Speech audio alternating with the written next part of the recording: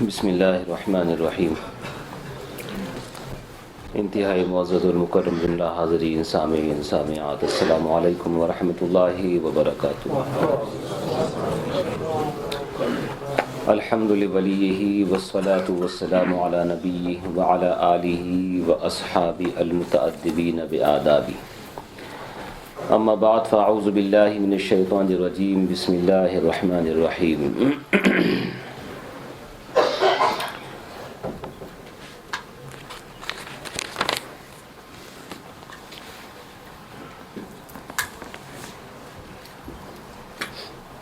وجاءوا أباهم عشاء يبكون قالوا يا أبانا إنا ذهبنا نستبق وتركنا يوسف عند متاعنا فأكله الذئب وما أنت بمؤمن لنا ولو كنا صادقين وجاءوا على قميصه بدم كذب قال بل سولت لكم أنفسكم أمرا فصبر جميل والله المستعان على ما تصفون۔ وجاءت سيارة فأرسلوا واردهم فأدلى دلوه قال يا بشرى هذا غلام وأسروه بضاعة والله عليم بما يعملون وشروه بثمن بخس دراهم معدودة وكانوا فيه من الزاهدين۔ صدق الله العظيم وصدق رسوله النبي الأمين الكريم ونحن على ذلك لمن الشاهدين والشاكرين والحمد لله رب العالمين۔ یا سید السادات جئتک قاصدا ارجو رضاک واحتمی بحماک یا اکرم الثقلین و یا کنز الورا جدلی بجودک واردنی برضاک۔ تمام تر حضرات بآواز بلند درود شریف کا نذرانہ پیش۔ اللهم صل على سيدنا وشفيعنا وحبيبنا وطبيب قلوبنا وشفاء صدورنا ومولانا محمد صلی اللہ علیہ وسلم۔ ایک دفعہ اور جھوم کر بآواز بلند درود شریف اللهم صل على سيدنا وشفيعنا وحبيبنا ومولانا محمد صلی اللہ تعالی علیہ وسلم۔ یہ اکرام ہے مصطفیٰ پر خدا کا، یہ اکرام ہے مصطفیٰ پر خدا کا کہ سب کچھ خدا کا ہوا مصطفیٰ کا، کہ سب کچھ خدا کا ہوا مصطفیٰ کا۔ اذاں کیا جہاں دیکھو ایمان والو، اذاں کیا جہاں دیکھو ایمان والو، پس ذکر حق ذکر ہے مصطفیٰ کا، کہ پہلے زباں حمد سے پاک ہو لے، کہ پہلے زباں حمد سے پاک ہو لے، پھر نام لے وہ حبیب خدا کا، پھر نام لے وہ حبیب خدا کا۔ تیرا نام لے کے جو مانگے وہ پائے، تیرا نام لے کے جو مانگے وہ پائے، تیرا نام لیوا ہے پیارا خدا کا، تیرا نام لیوا ہے پیارا خدا کا۔ خدا کا وہ طالب خدا اس کا طالب، خدا کا وہ طالب خدا اس کا طالب، خدا اس کا پیارا وہ پیارا خدا کا، خدا اس کا پیارا وہ پیارا خدا کا۔ تیرا درد الفت جو دل کی دوا ہو، تیرا درد الفت جو دل کی دوا ہو، وہ بے درد ہے نام لے جو دوا کا۔ بھلا ہو حسن کا، بھلا ہو حسن کا جناب رضا سے، بھلا ہو حسن کا جناب رضا سے، بھلا ہو حسن کا جناب رضا سے، بھلا ہو الہی جناب رضا کا، بھلا ہو الہی جناب رضا کا۔ ایک دفعہ درود شریف پڑھنے اللہم صلی علی سیدنا مولانا محمد صلی اللہ علیہ وسلم۔ کل تک جو گفتگو ہوئی اس کو اپنے ذہن و فکر میں رکھتے ہوئے آنے والا بیان سماعت فرمائے۔ کل ذکر کیا گیا تھا کہ حضرت یوسف علیہ الصلاۃ والتسلیم کو ان لوگوں نے، ان کے بھائیوں نے کنویں میں ڈالا، رسی کاٹی، جبرائیل امی تشریف لائے، ان کو پتھر پر بٹھایا، ان کے گلے میں تعویذ ڈالا، اندھیرے کنویں میں روشنی ہوئی، اور اس کے بعد پھر یہ لوگ روتے ہوئے اپنے والد گرامی کے پاس پہنچے، ساتھ میں کرتا لے کر گئے، اس پہ جھوٹا خون لگا کر، اور ان سے جا کر کے کہا کہ بھیڑیے نے یوسف کو کھا لیا، بلکہ بھیڑیا بھی ساتھ میں لے کر کے گئے تھے اور اس کے منہ کے اوپر خون بھی لگا دیا تھا۔ ایک روایت میں یہ بھی آیا ہے کہ جب اس بھیڑیے کو قریب کیا حضرت یوسف کے بھائیوں نے، یعقوب علیہ الصلاۃ والتسلیم کے،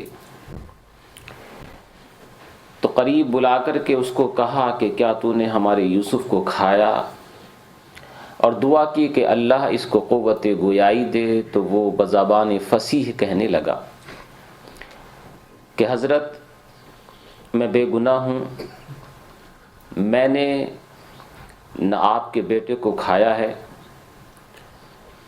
اور میں تو کیا دنیا کا کوئی بھی بھیڑیا کسی بھی نبی کو کبھی نہیں کھا سکتا۔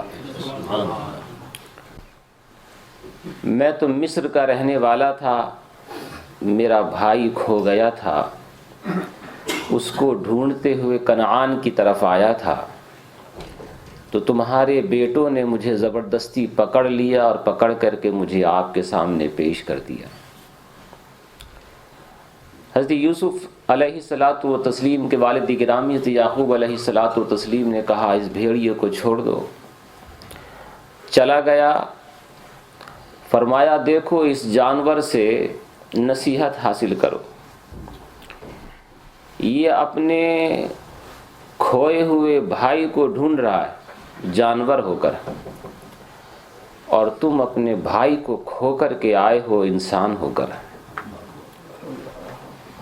اسی کا ذکر آنے والی آیات بینات کے اندر کیا جا رہا ہے، وَجَاءُوا أَبَاهُمْ عِشَاءً يَبْكُونَ۔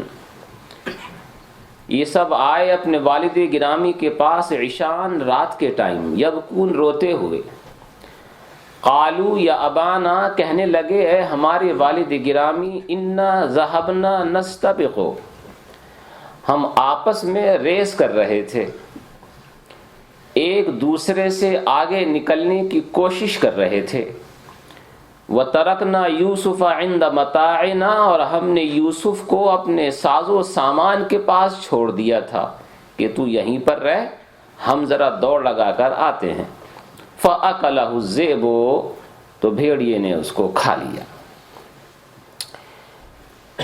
ہم آپس میں دوڑ لگا رہے تھے،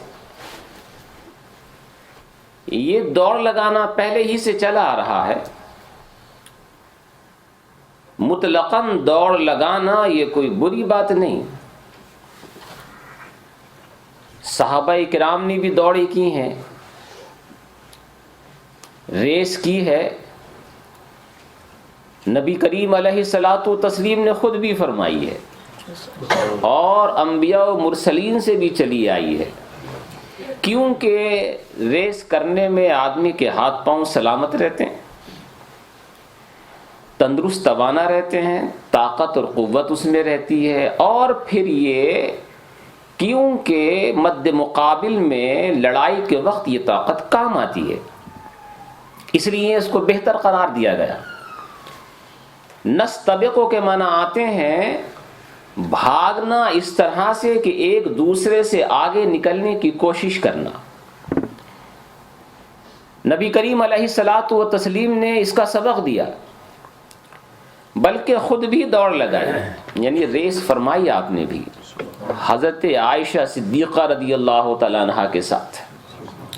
ایک سفر میں تھیں آپ، وہ فرماتی ہیں کہ جب شروع میں نکاح ہوا تھا، اس کے بعد کیونکہ وہ سلم تھی، یعنی بہت اس وقت ان کا بدن بھاری نہیں تھا رضی اللہ تعالیٰ عنہا، تو کیا اس سفر کے عالم میں نبی کریم علیہ الصلاۃ والتسلیم نے میرے ساتھ ریس کی، تو میں کیونکہ ہلکے پھلکے بدن کی تھی تو میں آگے نکل گئی،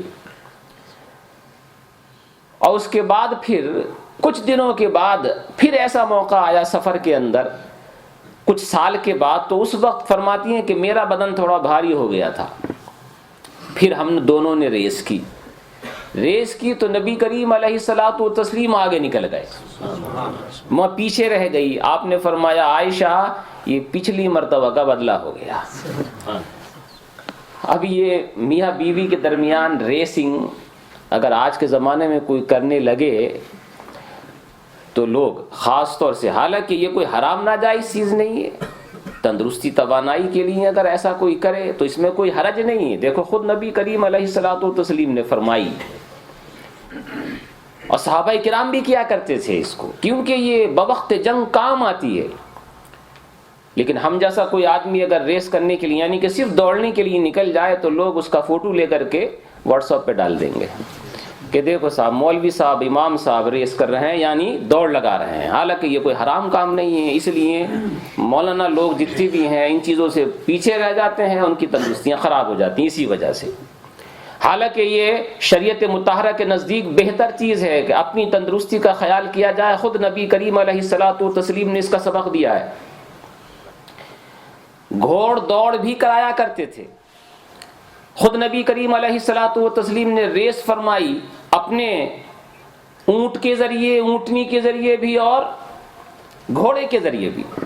ایک دفعہ صدیق اکبر رضی اللہ تعالیٰ عنہ، فاروق اعظم رضی اللہ تعالیٰ عنہ، حضور صلی اللہ علیہ وسلم، تینوں نے گھوڑوں کے ذریعے ریس فرمائی۔ حضور صلی اللہ علیہ وسلم کا گھوڑا سب سے آگے آیا، اس کے بعد صدیق اکبر کا، پھر فاروق اعظم کا۔ لیکن ریس تو کی آپ نے، کیوں کہ گھوڑا آلہ جہاد ہے، اس زمانے میں کام آیا کرتا تھا۔ اگر وہ گھر پہ بندھا رہے گا اور جب ضرورت اس کی پڑے گی تو وہ کسی کام کا نہیں ہے، وہ دوڑ ہی نہیں سکے گا۔ اونٹنی بھی حضور صلی اللہ علیہ وسلم کی جو تھی وہ ایسی تھی کہ جب بھی اس میں ریس میں اس کو لایا گیا وہ ہمیشہ سب سے آگے نکلا کرتی تھی۔ آج کے زمانے میں بھی ریسیں ہوتی ہیں، ہارس ریسز بھی ہوا کرتی ہیں، آدمی بھی دوڑتے ہیں۔ اگر شریعت مطہرہ کی پاسداری میں ہے تو بالکل حرج نہیں ہے، اور اگر شرائط ہیں اس کے اندر، جوا ہو رہا ہے، گمبلنگ ہو رہی ہے، تو پھر حرام ہے۔ جائز اور ناجائز کی دونوں شکلیں میں آپ کے سامنے بیان کر دیتا ہوں۔ مثال کے طور پر دو آدمی ہیں، دونوں ریسنگ کرنا چاہتے ہیں، دوڑنا چاہتے ہیں، اور وہ یہ کہہ رہا ہے، ایک نے کہا کہ یہ 100 پاؤنڈ میری طرف سے، 100 پاؤنڈ آپ کی طرف سے، یہاں رکھ دیتے ہیں، ہم دونوں دوڑتے ہیں، جو بھی آگے نکل جائے گا یہ پیسے وہ لے لے گا۔ کیونکہ یہ ایک دوسرے کے مقابلے میں آ کر کے ایسا کیا ہے، یہ جائز نہیں ہے، یہ درست نہیں ہے، یہ ایک طرح سے جوا اس کو کہا جاتا ہے، درست نہیں ہے، کیونکہ آپس میں ایک دوسرے نے کیا ہے۔ لیکن اگر کوئی تیسرا شخص اس میں شامل ہو جائے، یعنی مثال کے طور پر ایک آدمی ہے، وہ چاہے کوئی بڑا حاکم ہو یا بادشاہ ہو یا کوئی بھی، کہ تم دونوں دوڑو، دوڑ لگاؤ، تم میں سے جو بھی جیتے گا میں اپنی طرف سے تم کو 100 پاؤنڈ انعام دوں گا۔ اب دوڑنا بالکل صحیح ہے، کوئی حرج نہیں، اس نے کہ آپس میں کچھ ہے ہی نہیں، دینے والا تیسرا ہے، اس میں کوئی حرج نہیں ہے۔ اور اگر کوئی بھی ایسی بات نہیں ہے، نہ لینا نہ دینا، خالی بس تندرستی کے لیے، توانائی کے لیے اور اپنی فٹنس کے لیے، اپنے آپ کو صحیح و سالم رکھنے کے لیے آدمی دوڑ رہا ہے، اور اس لیے دوڑ رہا ہے کہ میرا بدن صحیح رہے گا تو نماز اچھی طرح سے ادا کر سکوں گا، تو یہ دوڑنا بھی عبادت ہو جائے گا۔ نیت کے اوپر موقوف ہے، نیت کے اوپر۔ کبھی کبھی کوئی اگر داڑھی والا بائک چلانے لگتا ہے تو لوگ کہتے ہیں دیکھو یہ بائک چلا رہا، حالانکہ اس کی اگر بائک چلانے کی نیت صحیح ہے کہ اس کے ذریعے میں تندرستی توانائی رہے گی اور میں نماز صحیح طرح سے پڑھ سکوں گا، تو یہ بائک چلانا بھی عبادت بن جائے گا شریعت مطہرہ کی پاسداری۔ مگر نستبقوا کے معنی آتے ہیں ایک دوسرے سے آگے نکلنا، آگے نکلنے کی کوشش کرنا، یہ شروع سے چلا آ رہا ہے۔ ان لوگوں نے، ان کے بھائیوں نے بھی یہی کیا تھا کہ یہ آپس میں ایک دوسرے سے آگے نکلنے کی کوشش کرنے لگے۔ یہ تو کیا تھا انہوں نے، مگر یہ جھوٹ بولا کہ ہم غائب ہو گئے تھے اور بھیڑیا آیا اور بھیڑیے نے آ کر کے حضرت یوسف علیہ الصلوۃ والتسلیم کو کھا لیا۔ وما انت بمؤمن لنا ولو كنا صادقین۔ اب کہنے لگے آپ ہماری بات تو ماننے والے ہیں ہی نہیں، اگرچہ ہم صحیح کہہ رہے ہیں۔ یہ بھی اپنی طرف سے انہوں نے کہہ دیا، وہ جانتے تھے کہ ہم جھوٹ بول رہے ہیں۔ وَجَاءُوا عَلَىٰ قَمِيصِهِ بِدَمٍ كَذِبٍ، اور یوسف علیہ الصلوۃ والتسلیم کے کرتے پر جھوٹا خون لگا کر کے لائے۔ جب آپ نے بھیڑیے کی زبان سے بھی سن لیا اور ان کے بیان کا تضاد بھی سن لیا، کبھی کہتے تھے کسی نے اس کو قتل کر دیا، کبھی کہتے تھے اس کو بھیڑیا آ کر کے کھا گیا، تو یہ متضاد اقوال سننے کے بعد آپ نے ارشاد فرمایا قال بل سولت لکم انفسکم امرا، ارشاد فرمایا بلکہ بھیڑیے نے نہیں کھایا ہے، نہیں بھیڑیے کسی نے قتل بھی اس کو نہیں کیا، بل سولت لکم انفسکم امرا، بلکہ تم نے، تمہارے نفسوں نے، تمہارے دلوں نے تمہارے لیے اپنی طرف سے ایک بات گڑھ لی ہے، بھیڑیے نے کھایا نہیں ہے۔ حضرت یوسف علیہ الصلوۃ والتسلیم کو یقین تھا اس بات پہ کہ یوسف زندہ ہیں، اور یقین ہونے کی ایک وجہ کیا تھی؟ وہ جانتے تھے کہ اس سے پہلے خواب بیان کر چکے ہیں نا وہ، کہ 11 ستارے اور شمس و قمر مجھے سجدہ کر رہے ہیں، اور اس کی تعبیر بھی انہوں نے بتا دی تھی، اور وہ ابھی ہوا ہی نہیں تھا۔ 11 ستاروں نے سجدہ بھی نہیں کیا تھا اور شمس و قمر نے بھی سجدہ نہیں کیا تھا، تو ان کو یقین تھا اس بات سے بھی کہ ابھی خواب کی تعمیر مکمل نہیں ہوئی ہے، تو یوسف زندہ ہے، مگر کس حالت میں یہ ان کو ابھی روپوش کیا گیا تھا، بتایا نہیں گیا تھا، وحی الہی کے ذریعے ان تک یہ اطلاع نہیں دی گئی تھی کسی وجہ سے۔ فصبر جمیل، حضرت یعقوب علیہ الصلوۃ والتسلیم نے کہا پھر صبر جمیل ہی ہم کو کرنا ہے، صبر جمیل ہے، صبر کی کئی قسمیں ہیں، صبر جمیل ایک قسم ہے اس کی، فصبر جمیل، تو صبر جمیل یعنی صبر جمیل ہمیں کرنا ہے۔ صبر جمیل کس طرح سے؟ صبر جمیل اسے کہتے ہیں کہ اگر کسی کے اوپر کوئی آفت آئے، کوئی پریشانی آئے، کوئی مصیبت آئے، تو پھر نہ کسی کو برا کہا جائے، اللہ کا شکر اس میں بھی ادا کیا جائے، اور کوئی کسی سے شکایت نہ کی جائے، راضی برضائے الہی رہا جائے، یہ ہوتا ہے صبر جمیل۔ ایک یہ کہ صبر تو کر رہے ہیں، اچھا ایک یہ بھی ہوتا ہے، ایک صبر اختیاری ہوتا ہے، ایک صبر اضطراری ہوتا ہے۔ صبر اختیاری آدمی اپنے اختیار میں رہ کر کے بدلہ لے سکتا ہے کسی سے، مگر نہیں لے رہا ہے۔ ایک صبر اختیاری، ایک صبر اضطراری، مجبوراً صبر کر رہا ہے، کوشش تو کر رہا ہے وہ جاب لگنے کی، لیکن جاب نہیں لگ رہی، اب وہ صبر کر رہا ہے لیکن اضطراری، مجبوراً۔ یا کسی نے اس کو پریشان کیا ہے، وہ اس کا جواب دے سکتا ہے مگر وہ صبر کر رہا ہے، اختیاری، اپنے اختیار سے۔ نبی کریم علیہ الصلوۃ والتسلیم نے ارشاد فرمایا سارے جہاں میں جتنی بھی لوگ ہیں سب سے زیادہ بلائیں، مصیبتیں انبیاء و مرسلین پر آتی ہیں، سب سے زیادہ اشد بلا، سب سے زیادہ مصیبتیں انبیاء و مرسلین کے اوپر آیا کرتی ہیں۔ اس کے بعد پھر جو ان میں سب سے زیادہ مرتبے کے قریب ہو ان کے اوپر آیا کرتی ہیں۔ فرمایا کہ سب سے زیادہ نبیوں و رسولوں میں جو مصیبتیں آئی ہیں وہ میرے اوپر آئی ہیں، بلکہ بعض علماء کرام نے ارشاد فرمایا کہ صرف طائف کے میدان میں جو نبی کریم علیہ الصلوۃ والتسلیم کو مصیبتیں آئی ہیں اور آپ نے صبر فرمایا ہے، یہ سارے نبیوں و رسولوں کو جو مصیبتیں ملی ہیں اس سے زیادہ صرف ایک دن کی ہیں۔ جب نبی کریم علیہ الصلوۃ والتسلیم شکستہ دل ہو کر کے مکہ معظمہ سے طائف کے اندر گئے تھے، یہ سوچ کر کے کہ شاید وہاں کے بات میری سن لیں گے کچھ، لیکن طائف کے اوباشوں نے تو بالکل ریکارڈ ہی توڑ دیا۔ طائف کے اوباشوں نے بچوں کو پیچھے لگا دیا، نبی کریم علیہ الصلوۃ والتسلیم کے پتھر مارے گئے، ان کو گالیاں بکی گئیں، نہ معلوم کیسے کیسے حملے ان کے اوپر کیے گئے، کسی نے کوئی بات نہیں سنی، بھوکا رکھا گیا، پیاسا رکھا گیا، تانے دیے گئے۔ یہ ایک دن کے اتنے پتھر لگے آپ کے، اتنے پتھر لگے کہ آپ کے پاپوش مبارک خون سے پور ہو گئے تھے، بھر گئے تھے۔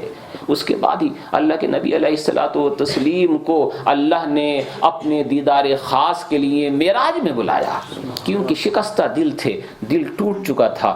صدیق اکبر رضی اللہ تعالیٰ عنہ بھی اس وقت وہاں ساتھ میں نہیں تھے، حضرت فاروق اعظم وہاں ساتھ میں نہیں تھے، عثمان غنی وہاں ساتھ میں نہیں تھے، حیدر کرار وہاں ساتھ میں نہیں تھے، ہمیشہ ساتھ دینے والے ابو طالب اس وقت موجود نہیں تھے، ہمیشہ نبی کریم علیہ الصلوۃ والتسلیم کے چہرہ پاک پہ اداسگی دیکھ کر کے ان کو تسلیاں دینے والی ان کی بیوی حضرت خدیجہ کبریٰ موجود نہیں تھیں، ان کے دادا موجود نہیں تھے، کوئی سگا رشتہ دار ایسا موجود نہیں تھا جو ان کو بلا کر کے تسلی دیتا۔ ایسے وقت میں اللہ کے نبی علیہ الصلوۃ والتسلیم کو رب نے اپنے دیدار خاص کے لیے لامکاں بلایا کہ اے حبیب کوئی تجھے نہیں پوچھتا ہے، ہم تو تجھے اپنے پاس بلا رہے ہیں۔ آپ کے دل کو خوش کر دیا گیا، کہا گیا سارے نبیوں سارے رسولوں سے زیادہ نبی پاک علیہ الصلوۃ والتسلیم کو تکلیفیں دی گئیں، مصیبتیں دی گئیں، اللہ کے رسول نے صبر فرمایا، وہ بھی صبر جمیل فرمایا۔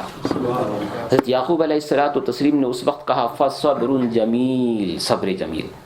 ایک سوال پیدا ہو سکتا ہے کہ حضرت یعقوب علیہ الصلوۃ والتسلیم کو جب یہ آپ کہہ رہے ہیں کہ یقین تھا ان کو کہ یوسف زندہ ہیں، تو ان کے ساتھ میں ان کے خلاف کارروائی کرنی چاہیے تھی، ڈھونڈوانا چاہیے تھا، پورے کنعان کے اندر سب کو اکٹھا کر لیتے، وہ کہتے کہ کنعان کا ایک ایک چپا ڈھونڈ مارو، دیکھو یوسف کہاں پر ہے۔ آپ نے ایسا نہیں فرمایا، بلکہ کہا صبر جمیل، صبر جمیل، صبر جمیل ہم کو کرنا ہے۔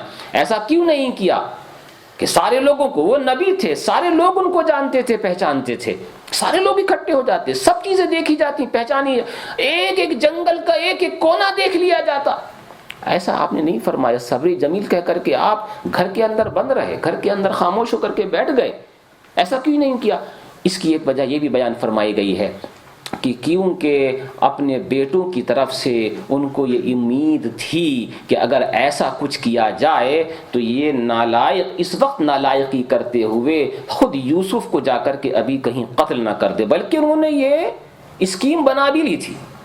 جب حضرت یعقوب علیہ الصلوۃ والتسلیم نے ان کو کہا کہ تم لوگ صحیح نہیں کہہ رہے ہو، دیکھو تمہارے سامنے یہ بھیڑیا جھوٹ بول، اس طرح سے کہہ کر کے گیا کہ تم لوگ جھوٹے ہو، اور تم کبھی بیان بدل دیتے ہو، کبھی کہتے ہو کسی نے قتل کیا ہے، کبھی کہتے ہو کہ بھیڑیا کھا گیا ہے، مطلب یہ ہے کہ تم صحیح نہیں کہہ رہا۔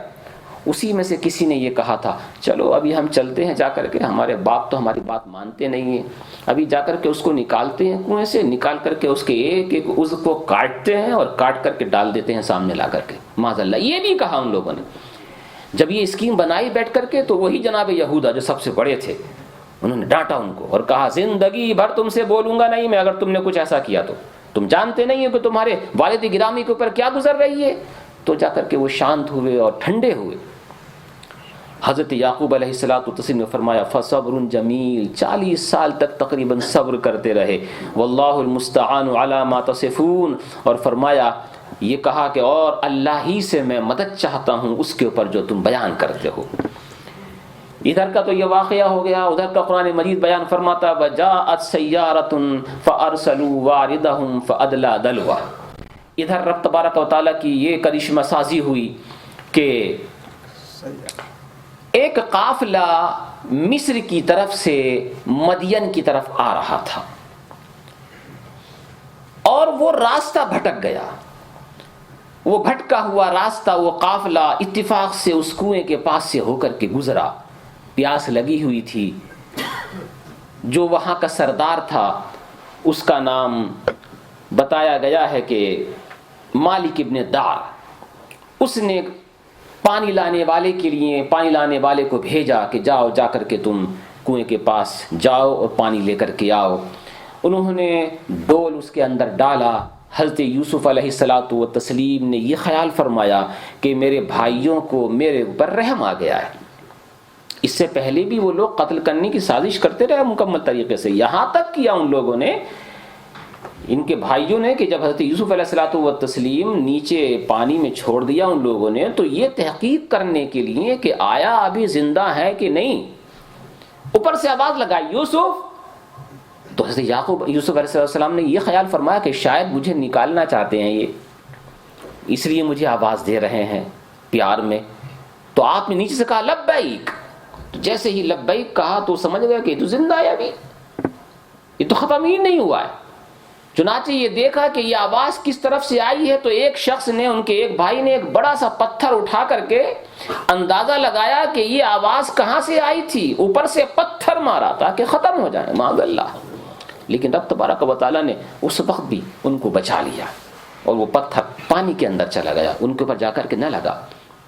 یہ حساب لگاتے رہے کہ شاید ابھی زندہ ہے، زندہ۔ 3 دن تک حضرت یوسف علیہ الصلوۃ والتسلیم اس کنویں کے اندر رہے، جو پہلے تاریک تھا اور بعد میں بالکل روشن و منور ہو گیا تھا اس کرتے کی وجہ سے۔ چنانچہ یہ جو قافلہ جا رہا تھا وہاں آ کر کے رکا تھا، اس نے ڈالا پانی نکالنے کے لیے۔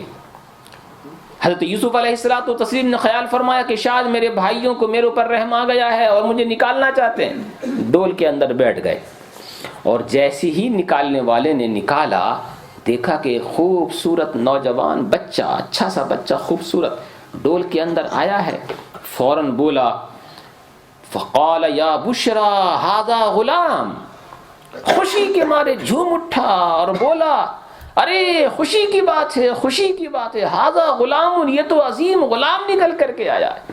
اور کیونکہ بہت خوبصورت تھے وہ، خوشی کی بات ہے کہ یہ بھی تھی، اس کے دل میں یہ خیال پیدا ہوا کہ یہ تو اچانک نعمت غیر مترقبہ ہم کو حاصل ہو گئی ہے، اتنا خوبصورت غلام تو بڑی قیمت میں بکے گا، ہم جا کر کے اسے مصر کے بازار میں بیچیں گے جا کر کے۔ چنانچہ اس نے کہا ھذا غلام، غلام کے اوپر تنوین تعظیم کے لیے، بہت بڑا اور بہت عزت والا غلام ہمیں ہاتھ آیا ہے۔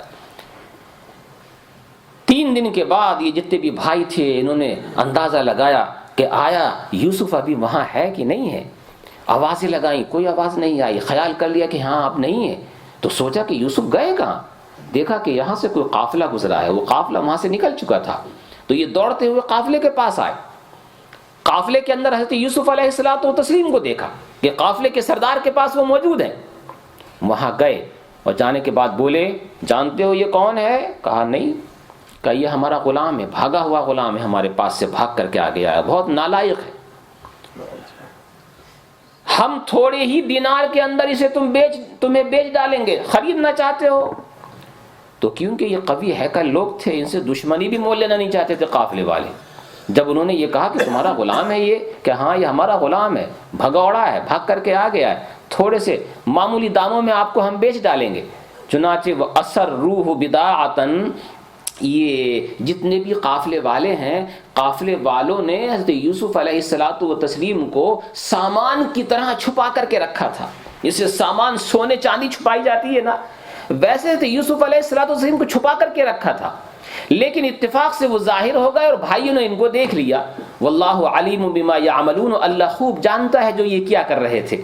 وَشَرَوْهُ بِثَمَنٍ بَخْسٍ دَرَاهِمَ مَعْدُودَةٍ، اور انہوں نے ان کو بیچ دیا۔ شرا یشری کے معنی دونوں آتے ہیں، بیچنے کے بھی آتے ہیں اور خریدنے کی بھی آتے ہیں۔ بیچا بھائیوں نے، خریدا انہوں نے، انہوں نے بیچا تھوڑے سے داموں میں یا انہوں نے خریدا تھوڑے سے داموں میں۔ کتنے دام تھے؟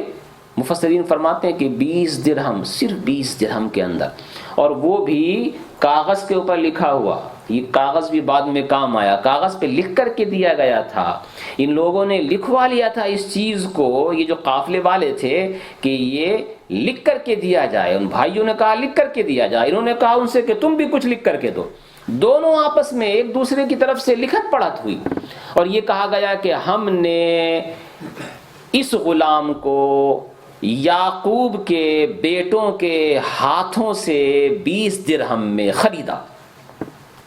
انہوں نے یہ لکھ کر کے دیا کہ یہ ہمارا بھگوڑا غلام تھا اور غلام ہے، چنانچہ تم اس کو پورے راستے اس کے ہاتھوں میں بیڑیاں ڈال کر کے رکھو گے، اس کے پاؤں میں بیڑیاں ڈال کر کے رکھو گے اور اسے اپنا قیدی بنا کر کے رکھو گے۔ یہ لکھت پڑھت ہونے کے بعد یہ قافلہ چلا، کتنے؟ صرف 20 درہم، دراہم معدودہ، چند درہم، قرآن فرماتا ہے چند درہم کے اندر خرید دیا اور بیچ لیا۔ وَكَانُوا فِيهِ مِنَ الزَّاهِدِينَ، اور وہ اس میں سے بھی ہٹتے ہوئے لگ رہے تھے، یعنی دل نہیں چاہ رہا تھا ان کا۔ یہ دونوں طرف سے باتیں بیان کی گئی، دل کس کا نہیں چاہ رہا تھا؟ یعنی وہ جو قافلے والے تھے نا، ان کو یہ پتہ چل گیا تھا کہ یہ یوسف حضرت یعقوب کا بیٹا ہے، اور وہ ان کو خریدنا نہیں چاہتے تھے، کہیں ہمارے اوپر کوئی مصیبت نہ آ جائے۔ حضرت یعقوب علیہ الصلوۃ والتسلیم کو وہ جانتے ہوں گے کسی طور سے، یا حضرت یوسف نے ان کو بتا دیا تھا کہ میں کس کا بیٹا ہوں، یا یہ وَكَانُوا فِيهِ مِنَ الزَّاهِدِينَ، یہ لوگ جو اس کے بھائی تھے یہ ان میں سے ہٹے ہوئے، یعنی کہ وہ تو یہ چاہ رہے تھے کسی بھی طرح سے یہاں سے چلا جائے، چاہے 20 درہم میں جائے، چاہے 10 درہم میں جائے، چاہے اس سے بھی کم میں جائے۔ یہ خرید کر کے یہ سارے قافلے والے ان کو لے کر کے، ان کے ہاتھ میں بیڑیاں پڑی ہوئی ہیں، پاؤں میں بیڑیاں پڑی ہوئی ہیں، بندشیں لگی ہوئی ہیں۔ قافلے کے سردار نے، جس کا نام آپ کے سامنے میں نے ابھی بتایا، مالک ابن دار، اس نے ایک حبشی غلام کو ان کے ساتھ میں کر دیا، اونٹ کے اوپر بٹھایا گیا۔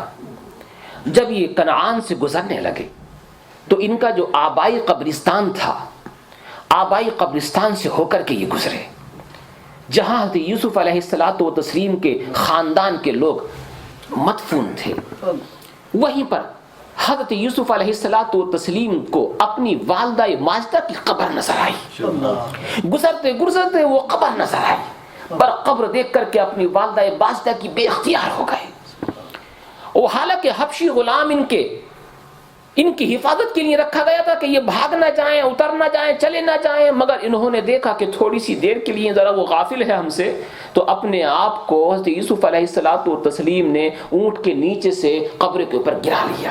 حالانکہ ہاتھ بندھے ہوئے تھے، پاؤں بندھے ہوئے تھے، چل نہیں سکتے تھے صحیح طرح سے، دوڑ نہیں سکتے تھے، جہاں قبر آئی وہیں پر گرایا، اور گرانے کے بعد قبر منور سے لپٹ کر کے زار و قطار رونے لگے اور کہنے لگے والدہ ماجدہ آج ہمارے پاس آپ نہیں ہے، ہمارے بھائیوں نے ہمارے ساتھ کیا کیا ہے شاید ہم آپ کو بتا سکتے، ہمارے ہاتھوں میں بیڑیاں پڑی ہوئی ہیں، پاؤں کے اندر بیڑیاں پڑی ہوئی ہیں، لوگوں نے ہم کو کھانے پینے سے محروم کر رکھا ہے، دیکھو ہمارے ساتھ میں کس طرح سے ظلم ہو رہا ہے۔ یہ زارو قطار رو رہے تھے، زارو قطار رو رہے تھے۔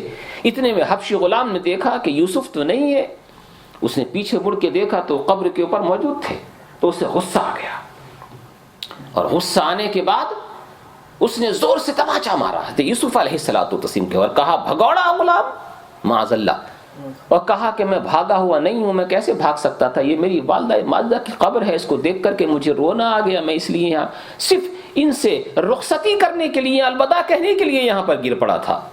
اور کہا کہ تو کہنے لگا کبھی تو اپنے باپ کا نام لیتا ہے، کبھی ماں کا نام لیتا ہے، تو واقعی میں بھگوڑا اور نالائق غلام ہے، اور زور سے تماچا مارا۔ آپ رونے لگے اور آپ نے رب تبارک و تعالیٰ کی بارگاہ میں دعا کے لیے ہاتھ اٹھا دیے اور کہا کہ پروردگار عالم، اگر میں غلطی پر ہوں تو مجھے تو معاف کر دے، اگر میں ایسا کیا، میں نے اپنی والدہ کے لیے رویا، میں نے اپنے باپ کا نام لیا، اگر میں اس کے اوپر غلطی پر ہوں تو میں تجھے واسطہ دیتا ہوں اپنے دادا حضرت ابراہیم کا، میں تجھے واسطہ دیتا ہوں اپنے دادا حضرت اسحاق کا، اور میں تجھے واسطہ دیتا ہوں اپنے والد گرامی حضرت یعقوب کا، تو مجھے معاف کر دینا۔ دیکھو یہ واسطے کے نام ابھی سے نہیں چلے آ رہے ہیں، شروع سے چلے آ رہے ہیں۔ یہ جو کہتے ہیں نا کہ واسطہ واسطہ، ہماری دعاؤں میں اتنا اثر نہیں ہوتا۔ ایک نبی ہے، یہ نبی سے یوسف علیہ السلام نبی ہو کر کے بھی واسطہ مانگ رہے ہیں اپنے آبا و اجداد کا۔ پتہ یہ چلا کہ جب دعا کی جائے تو اپنے سے بڑوں کا واسطہ مانگا جائے، اس لیے کہ ہم گناہگار ہوتے ہیں، سیاہکار ہوتے ہیں، ہماری دعاؤں کے الفاظ میں اتنا اثر نہیں ہوتا ہے کہ رب تبارک و تعالیٰ یوں ہی بس اپنی بارگاہ میں قبول فرما لے۔ تو اپنی دعاؤں کو ہم مضبوط کرتے ہیں نبیوں کا واسطہ دے کر کے۔ غوث اعظم کا واسطہ اس لیے دیا جاتا ہے، خواجہ غریب نواز کا واسطہ اس لیے دیا جاتا ہے، نبی مرسل کا واسطہ اس لیے دیا جاتا ہے کہ اپنی دعاؤں میں اثر پیدا ہو جائے۔ دیکھو حضرت یوسف علیہ السلام دعا مانگ رہے ہیں اور زار و قطار رو رہا ہے، زار و قطار رو رہے ہیں۔ ابھی رو ہی رہے تھے کہ جبرائیل امی نازل ہو گئے، اور نازل ہونے کے بعد کہا یوسف اپنا رونا دھونا ختم کرو، تمہارے رونے دھونے سے آسمان کے سارے فرشتے زار و قطار رو رہے ہیں، تم کیا چاہتے ہو، کیا چاہتے ہو تم؟ کیا میں اس تمہارے رونے دھونے کی وجہ سے میں زمین کو الٹ دوں؟ کیا مجھ کو بھی ایسا ہی اثر ہو جائے؟ تو جب مجھے جلال آئے گا تو میں تو زمین کو الٹ دوں گا، ایک اشارہ ہوگا زمین الٹ کے نیچے چلی جائے گی۔ تم یہی چاہتے ہو کہ زمین کو الٹ کر کے الٹا کر دیا جائے؟ حضرت یوسف علیہ السلام نے ارشاد فرمایا جبرائیل اللہ حلیم ہے، حلم والا ہے، وہ کسی کو عذاب دینے میں جلدی نہیں فرماتا ہے۔ جبرائیل ایسا مت کرنا، زمین کو الٹنا نہیں۔ مگر پھر بھی حضرت جبرائیل امی علیہ السلام نے ایک پر زمین کے اوپر مارا، جس کے مارنے کی وجہ سے پوری دنیا میں اسی وقت اندھیرا چھا گیا، سورج کے اندر اسی وقت گہن لگ گیا، ہوائیں تیز چلنے لگی، قافلے والے ایک دوسرے کو پہچاننا مشکل ہو گیا، پہچان نہیں پا رہے تھے کہ کون کہاں پر کھڑا ہوا ہے۔ مالک بن دار جو کہ قافلے کے سردار تھے وہ گھبرا گئے اور کہنے لگے لوگوں تم لوگوں سے شاید کچھ غلطی ہوئی ہے، اس لیے کہ میں مدت دراز سے اس راستے میں گزرا ہوں، بارہا آیا ہوں، کبھی اس طرح سے نہیں ہوا ہے کہ دن کے اندر رات چھا گئی ہو، سورج نے اپنا نقاب الٹ دیا ہو، اس کے اندر گہن لگ گیا ہو، تاریکی چھا گئی ہو، ایک دوسرے کو پہچاننا مشکل ہو گیا ہو، یہ تو کوئی عذاب آنے کی علامت ہے، کیا کیا ہے کسی نے؟ سب کو اکٹھا کر کے پوچھنے لگے۔ وہ حبشی غلام آیا اور آنے کے بعد کہنے لگا مجھ سے ایک تھوڑی سی غلطی ہوئی ہے، مجھے وہی بات یاد آ رہی ہے۔ کہا وہ کیا؟ کہ یہ جو غلام جس کو تم خرید کے لائے ہو نا، اس غلام کے میں نے صرف ایک تھپڑ مارا تھا، اور یہ تو مجھے نہیں معلوم کہ اس نے کیا کہا، مگر میں نے دیکھا تھا کہ اس نے ہاتھ اٹھا کر کے کچھ کہا تھا، اور جیسی ہاتھ اٹھا کر کے کچھ مانگا نا اس نے، اس کے بعد ہی سارے حالات پیدا ہوئے ہیں۔ کہا فوراً اس بچے کو بلاؤ۔ اس بچے کو بلایا گیا۔ حضرت یوسف علیہ الصلوۃ والتسلیم کو سامنے بٹھا کر کے مالک بن دار نے کہا کہ اس حبشی غلام سے آپ کے بارے میں غلطی ہوئی ہے کہ آپ کو اس نے تھپڑ مارا ہے، آپ اسے معاف کر دیجئے۔ آپ نے فرمایا ایک شرط کے اوپر معاف کروں گا، میں اسے معاف کروں گا بشرطے کہ میرا مولا مجھے معاف کر دے۔ حضرت یوسف علیہ الصلوۃ والتسلیم نے اس کو معاف کیا، اور جیسے ہی اسے معاف کیا تو فوراً ہی دیکھا کہ وہ جو تاریکی چھائی ہوئی تھی نا، وہ تاریکی سب ختم ہو گئی، دور ہو گئی، اور سورج صحیح طرح سے نکل کر کے آ گیا۔ تمام تر اہل قافلہ کے نظروں کے اندر حضرت یوسف علیہ الصلوۃ والتسلیم کی عزت بیٹھ گئی۔ کہا یہ کوئی معمولی غلام نہیں ہے، ارے اس کے دعاؤں کے اشارے سے کائنات کا منظر بدل جاتا ہے، یہ اپنے ہاتھ اٹھا دیتا ہے، دن ہوتا ہے تو رات آ جاتی ہے، سورج کے اندر گہن لگ جاتا ہے، اسے ناراض نہیں کرنا چاہیے، اس کو تو عزت سے رکھنا چاہیے۔ چنانچہ اس کے بعد جو مالک ابن دار جو سالار قافلہ تھے، ان کا تو بالکل حال ہی چینج ہو گیا، تبدیل ہو گیا۔ ہر صبح کو ہوتے ہوئے سب سے پہلے حضرت یوسف کا دیدار کیا کرتے تھے کہ یہ معمولی غلام نہیں ہے، یہ تو عزت والا ہے۔ اور اس کے بعد یہ پورا قافلہ مصر پہنچا، اور مصر پہنچنے کے بعد جو دریائے نیل تھا، دریائے نیل کے اندر حضرت یوسف علیہ الصلوۃ والتسلیم نے غسل کیا، اور غسل کرنے کے بعد جو حسن و جمال نکھر کر کے آیا ہے، تو لوگ بیان کرنے والے بیان کرتے ہیں جب یہ ایک انمول ہیرے کو یہ سارے قافلے والے مصر کے بازار کے اندر لے کر کے گئے تو یوسف علیہ الصلوۃ والتسلیم کے حسن و جمال کی شعائیں وہاں کے در و دیوار پر پڑ رہی تھیں، جدھر سے گزر رہے تھے لوگ دیکھ رہے تھے، جدھر سے گزر رہے تھے لوگ دیکھ رہے تھے، ایسا حسن و جمال نکھر کر کے آیا تھا حضرت یوسف علیہ الصلوۃ والسلام کا۔ اور وہ قافلے والے یہ خوشی سے پھول نہیں رہے تھے کہ ہم ایسے غلام کو لے کر کے آئے ہیں۔ اب بازار لگتا ہے، اور مصر کے بازار میں حضرت یوسف علیہ الصلوۃ والتسلیم کی بولی لگائی جاتی ہے۔ بولی لگانے کے بعد کسی نے کچھ لگایا، کسی نے کچھ لگایا۔ حضرت مولائے روم رضی اللہ تعالیٰ نے مثنوی شریف کے اندر اس کو بہت تفصیل سے بیان فرمایا ہے۔ جو بولی لگائی جا رہی تھی نا، کس طرح سے کہ ایک بوڑھی بھی آ گئی تھی بولی لگانے کے لیے، اس کے پاس کچھ نہیں تھا، مگر اس نے سنا تھا کہ ایک حسین جمیل نوجوان آیا ہے، اس کی بولی لگائی جانے والی ہے آج، تو وہ خالی سوت کاٹتی تھی، تو وہ اپنا سوت کٹا ہوا جتنا بھی تھا نا وہی لے کر کے آ گئی تھی کہ میں بھی اس سود کے بدلے میں اس کے حسن و جمال کیا اس کی بولی لگا دوں گی۔ کسی نے بعد میں اس سے کہا تیرا دماغ خراب ہو گیا تھا کیا؟ اتنے بڑے مالدار لوگ اس کی بولی لگانے کے لیے آئے تھے اور تو اپنی سود کی پٹلیا لے کر کے آ گئی تھی کہ میں بھی سود کی پٹلیا کے بدلے میں اس کی بولی لگا دوں گی، تیرا دماغ تو صحیح تھا نا؟ وہ کہنے لگی میں جانتی تھی کہ اس کے بدلے میں مجھے یوسف نہیں ملا تھا، نہیں ملے گا، مگر میں چاہتی صرف یہ تھی کہ یوسف کے خریداروں میں نام میرا بھی آ جائے، صرف میں اس لیے لے کر کے آئی تھی، اور کوئی مقصد میرا نہیں تھا۔ بولی لگائی گئی، کسی نے کچھ لگایا، کسی نے کچھ لگایا۔ عزیز مصر جو بادشاہ کا خاص انسان تھا، مصر کے سارے خزانے اسی کے پاس تھے، جس کی بیوی کا نام زلیخا بتایا جاتا ہے، عزیز مصر جس کے کوئی اولاد نہیں تھی، عزیز مصر یعنی مصر کا حاکم، بادشاہ نہیں تھا وہ، یہی صحیح تر قول ہے کہ وہ خود بادشاہ نہیں تھا، بادشاہ کا وزیر تھا، اس کا نام عزیز مصر اس کو کہا جاتا تھا، لیکن قطفیر نام تھا اس کا، نیک انسان تھا، بڑا اچھا انسان تھا۔ یہ بھی آیا بولی لگانے کے لیے، یہ چاہتا یہ تھا کہ میرے کوئی اولاد نہیں ہے کہ کوئی مجھے لڑکا مل جائے تو میں اس کا اپنا بیٹا بنا لوں گا۔ پہلے زمانے میں، اس زمانے میں اس طرح کے طریقہ کار بہت زیادہ چلا کرتے تھے، کسی کی اولاد نہیں ہوا کرتی تھی، وہ کسی کو متبنہ بنا لیا کرتا، منہ بولا بیٹا۔ کہ میرا منہ بلا بیٹا ہو جائے گا. بولی لگائی گئی، کسی نے یہ لگایا، کسی نے وہ لگایا. بولی لگتے لگتے یہاں تک پہنچی بات کہ اس کو غلام کو صرف وہی خرید سکتا ہے کہ جس کا اس کا وزن ہے 400 رطل وزن تھا اس وقت حضرت یوسف علیہ السلام کا، اور اس وقت 13 سال عمر شریف تھی حضرت یوسف علیہ السلام کی.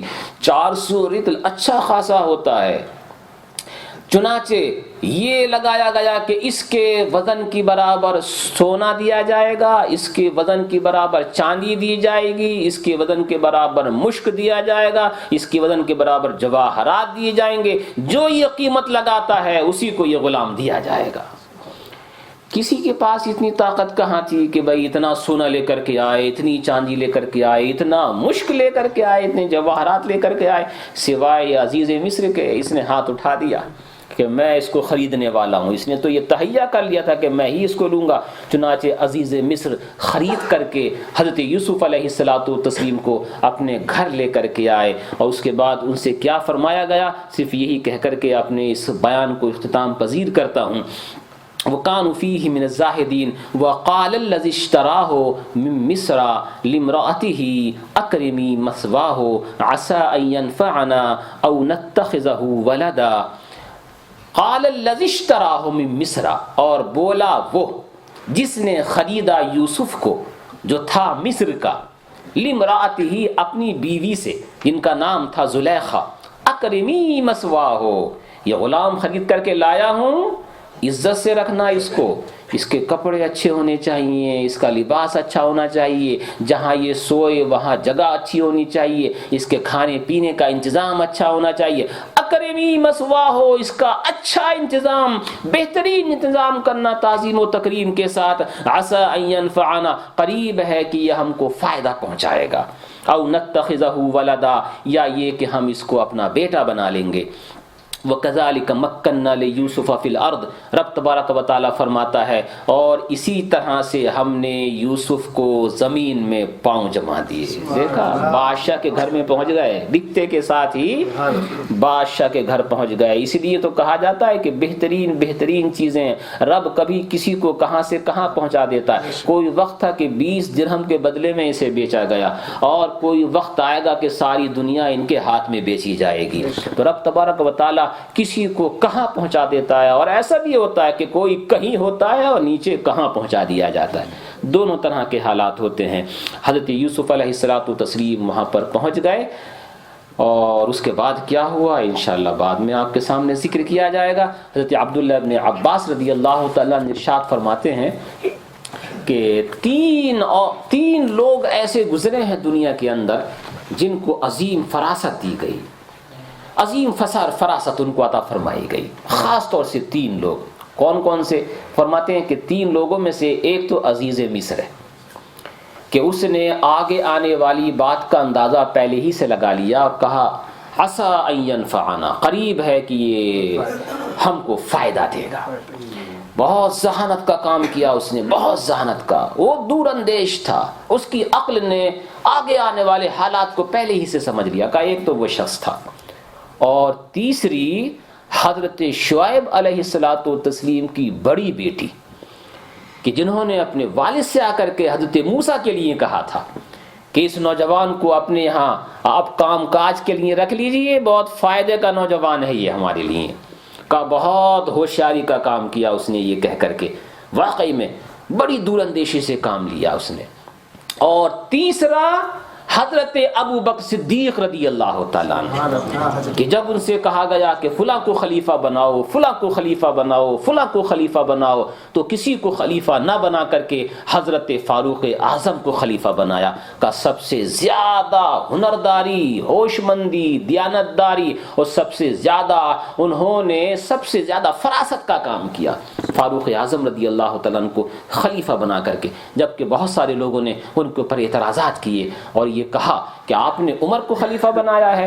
رب تبارک و تعالیٰ نے اگر حشر کے دن آپ سے پوچھ لیا ایسے سخت انسان کو خلیفہ بنا کر کے آئے ہو مخلوق کے اوپر تو آپ کیا جواب دیں گے؟ صدیق اکبر فاروق اعظم رضی اللہ عنہ کے بارے میں فوراً ارشاد فرماتے ہیں اگر میرے رب نے مجھ سے یہ پوچھ لیا کہ تم کس کو خلیفہ بنا کر کے آئے ہو تو فوراً میں جواب عرض کروں گا اے میرے اللہ تیری مخلوق میں میری نگاہوں کے اندر جو سب سے زیادہ بہتر تھا اس کو خلیفہ بنا کر کے آیا ہو۔ یہ 3 آدمی ایسے بنائے گئے، اس میں سے ایک عزیز مصر تھے۔ اس کے بعد کیا ہوتا ہے انشاءاللہ بعد میں آپ کے سامنے پیش کیا جائے گا۔ اللہ تعالیٰ مجھے آپ کو سب کو قرآن کے فیضان سے مالا مال فرمائے، آمین۔ وآخر دعوانا الحمدللہ رب العالمین۔